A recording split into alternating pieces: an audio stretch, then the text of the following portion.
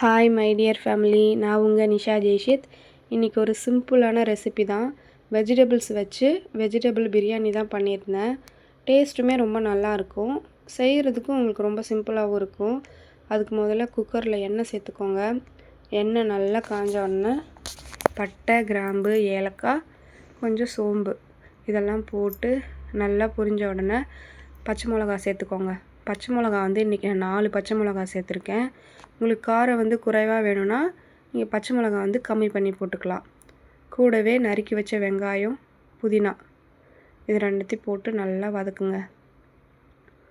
வெங்காயம் வந்து அந்த கலர் மாறி வரும், அது வரைக்குமே நல்லா அடி பிடிக்காமல் நல்லா வதக்கிக்கோங்க.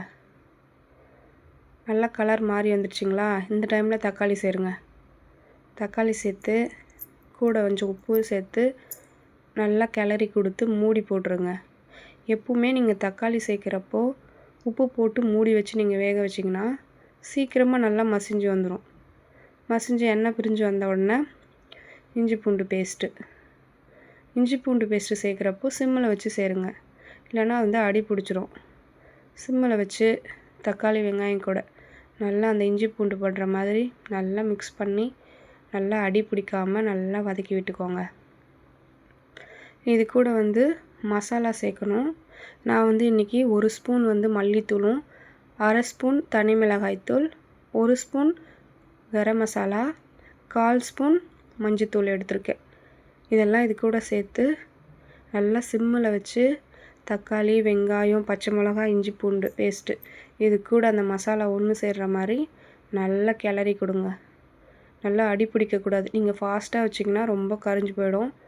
நல்லா கிளறி கொடுத்துட்டு நறுக்கி வச்சுருந்த காய்கறி சேர்த்துட்டேன். இன்றைக்கி கேரட்டு, பீன்ஸு, உருளைக்கிழங்கு இதுதான் எடுத்திருந்தேன். இது எல்லாமே அது கூட சேர்த்து நல்லா மிக்ஸ் பண்ணிக்கோங்க.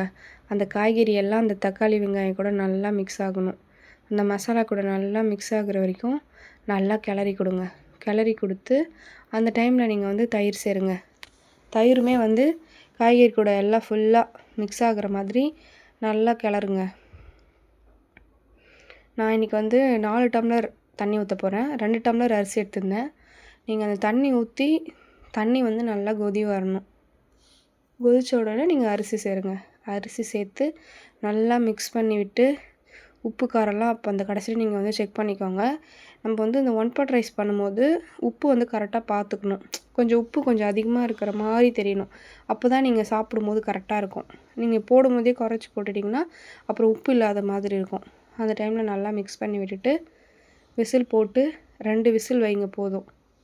2 விசில் வச்சு எடுத்திங்கன்னா சுட சுட வெஜ் பிரியாணி ரெடி ஆகிடும். இது லஞ்ச் பாக்ஸுக்குமே ரொம்ப நல்லாயிருக்கும். நம்ம இந்த மாதிரி எல்லா காய்கறியும் மிக்ஸ் பண்ணி சாப்பிட்றப்போ ரொம்ப டேஸ்ட் நல்லாயிருக்கும். நீங்கள் வீட்டில் இந்த மாதிரி காய்கறி எக்ஸ்ட்ரா இருந்துச்சுன்னா இந்த மாதிரி ஒன் பாட் ரைஸ் மாதிரி பண்ணி வீட்டில் சாப்பிட்டு என்ஜாய் பண்ணுங்கள். இந்த வீடியோ உங்களுக்கு பிடிச்சிருக்குன்னு நினைக்கிறேன். பிடிச்சிருந்துச்சுன்னா நிஷா ஜெய்ஷித் சேனலை சப்ஸ்கிரைப் பண்ணுங்கள், லைக் பண்ணுங்கள், ஷேர் பண்ணுங்கள். மை டியர் ஃப்ரெண்ட்ஸ், ரொம்ப தேங்க்ஸ்.